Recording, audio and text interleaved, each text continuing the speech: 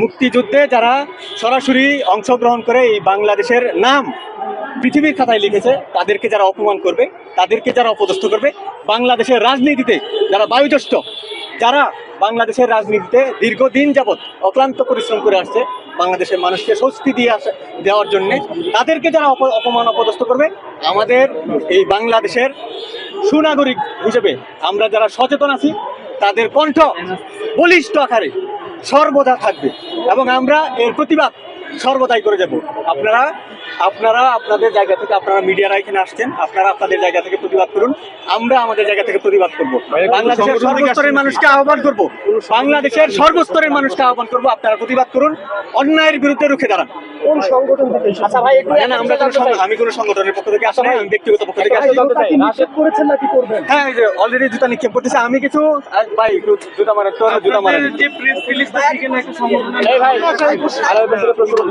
পদ্মা সেতু, metro rail এবং elevated expressway নির্মাণের গর্বিত অংশীদার বসুন্ধরা সিমেন্ট।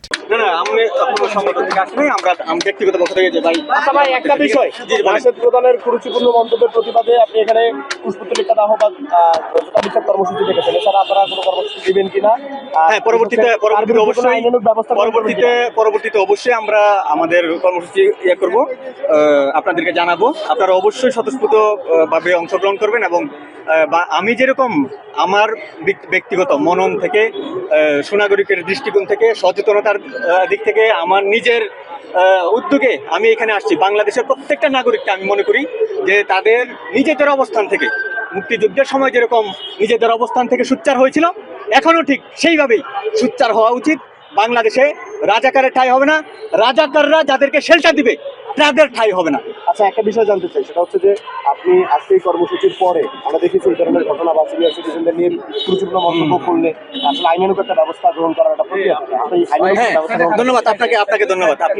আপনি যে ধরনের কথা বলছেন, আপনাকে ধন্যবাদ।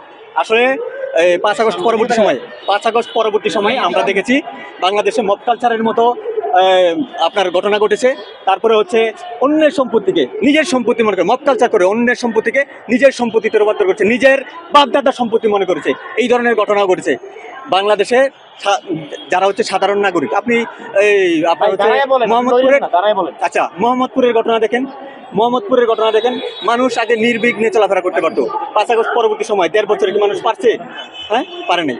তো এই যে একটা মানে হচ্ছে অকারেন্সের সময়, আপনি বলেছেন যে সিনিয়র সিটিজেনশিপদেরকে নিয়ে যে ধরনের কুরুচিপূর্ণ মন্তব্য করেছে, আমি বলতে চাই যে বাংলাদেশের স্বরাষ্ট্র মন্ত্রণালয়ের উদ্দেশ্যে আমার বার্তা থাকবে, বাংলাদেশের স্বরাষ্ট্র মন্ত্রণালয়ের উদ্দেশ্যে আমার স্পষ্ট বার্তা থাকবে, যদি বিরোধী দলকে আপনারা মনে করেন যে তারা আমাদের বিরোধী দল, তাদেরকে আমরা একটু ছাড় দিই, হ্যাঁ, এই ছাড়ের খাতিরে আপনারা যদি মনে করেন যে তাদের জন্য মব কালচারটা আপনার হচ্ছে জায়েজ হয়ে যায়, আপনারা জায়েজ করে দেন যে তারা মব কালচার করতে পারবে, তাহলে আমরা বলছি জনসাধারণ, আমরা সাধারণ নাগরিক, আমরা সচেতন নাগরিক বলছি, তাদের জন্য যদি মব কালচার জায়েজ হয়, তাহলে সাধারণ জনগণের জন্য মব কালচার আপনারা জায়েজ করে দেন, আমরা ব্যবস্থা নিব তাদের বিরুদ্ধে। নাম কি?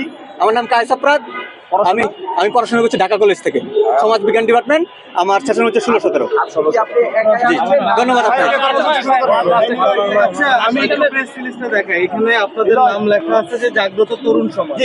এটা আপনি একটু আগে যেমনটা বললেন যে আপনি ব্যক্তি উদ্যোগে আসছেন, আবার জাগ্রত তরুণ সমাজ। আচ্ছা, জাগ্রত তরুণ সমাজ যেটা, এটা হচ্ছে আমাদের একটা সংগঠন, আমরা করতে যাচ্ছি। হ্যাঁ, এখন আমি আমার ব্যক্তিগত উদ্যোগে আসছি। আমি আমার নামটা কেন দিয়েছেন? 1 মিনিট। আমি আমার মতো, হ্যাঁ, আমি যেই ধরনের মুক্ত মনা, আমি যে ধরনের মুক্ত চিন্তার, হ্যাঁ, চিন্তা করি, এই ধরনের মানুষ যারা, হ্যাঁ, আমি অবশ্যই তাদেরকে খুঁজবো এবং আমার এই সংগঠনের আওতায় আনবো এবং পরবর্তীতে অচিরেই আমরা একটা কমিটি গঠন করব এবং কমিটি আপনাদের সামনে আমরা তুলে ধরবো। ঠিক আছে, ধন্যবাদ। জি, আমি এখন আসছি, আর পরবর্তীতে আমরা কমিটি গঠন করবো আপনাদের।